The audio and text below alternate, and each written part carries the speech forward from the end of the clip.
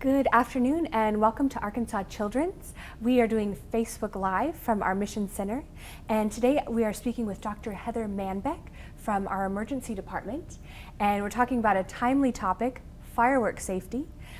So Dr. Manbeck, during the summer we do 100 Deadliest Days, so we've been focusing on summer safety topics all summer long, and the 4th of July is this Thursday. Yes. So as working in the ED, I know we were talking before filming that you see a lot of injuries, but before we dive into that, what do parents need to know just kind of on the surface when it comes to fireworks safety? So when it comes to fireworks safety, the things that parents need to keep in mind is to basically avoid purchasing any fireworks for home use, for personal use. They can really be a danger. They're very beautiful, but when they're done in the right setting and by professionals. So I would recommend that parents avoid purchasing fireworks for home use. Okay. And working in the ER, what are some common injuries that you see from fireworks? So in the ER, a lot of common injuries that we see from fireworks include burns, lacerations, which are cuts in the skin anywhere on the body. We also see a lot of, unfortunately, some partial amputations, mouth injuries. The body locations that we most commonly see these injuries are areas that you would normally see when you're holding a firework. So injuries to the hand, injuries to the face, the neck, and the eyes especially. Okay. And if you're just now joining us, we're talking with Dr. Manbeck about fireworks safety. If you do have some questions, feel free to leave them in the comment section, and we'll either address them now or after our segment. So what are some simple safety tips besides not purchasing them, but if you do, what are some simple safety tips to remember if you do get some fireworks for the 4th? Right. So if you have purchased fireworks and if you are set on using them, always have adults handle the fireworks. Keep children at a good distance away from any fireworks whatsoever. But adults should be the one handling these fireworks, and they should be done in a clear open area without any dry debris or wooded area. But really the safest thing is for kids to not be around any home use fireworks. And frequently we see a lot of kids injured who are just bystanders, enjoying watching fireworks, and then something goes wrong with them. But the safest thing is to always have an adult handle them. Okay. And we were talking about sparklers before we started filming. We use them as children, but they seem pretty harmless. We hand them to little kids. How dangerous are sparklers? So sparklers are extremely dangerous.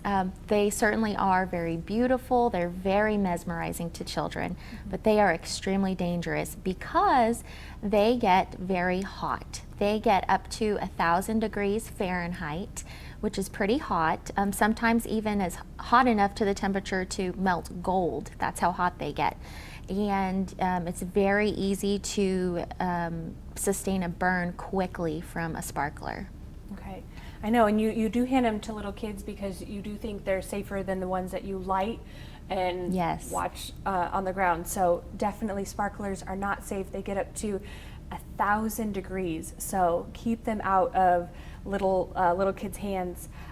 So do you suggest the safest way to enjoy fireworks is to go to a professional show? Yes, okay. Yes. So the safest thing that you can do, and there are plenty around the city, are public planned events that are coordinated by people who are professionally trained in pyrotechnics.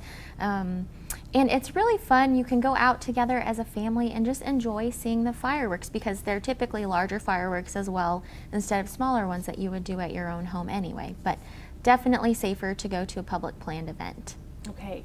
Now if your child is burned by a firework, what should you do at home, and then when should you seek medical help? Sure. So depending on the severity of the burn, if your child does sustain a burn while playing with fireworks, the best thing to do is immediately get that burned area to some cool water, not hot water, not ice cold water, and not ice, just plain temperature water, and to run it under that water. Now it becomes concerning when the burn is either largely blistering or if there are blisters that have ruptured, or if the skin starts to look white and leathery or black and leathery in appearance. That's when you should definitely seek medical care.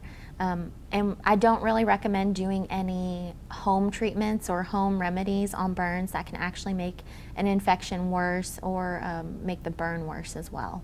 Okay. So we have been talking with Dr. Manbeck about fireworks safety. We want your family to have a safe and fun 4th of July this coming Thursday. But when it comes to fireworks, leave it to the professionals. Go with your family to a professional show and enjoy it there. Dr. Manbeck, is there anything else for our parents who are watching that they need to know about fireworks? Sure. Just, I think, the basic thing, try not to buy any for home. Keep your little ones safe. Go out to a public planned event and just have fun and be safe. Excellent. Thank you for your time today. Thank you. Thank you for watching. We'll be back with another summer safety tip soon. Thank you.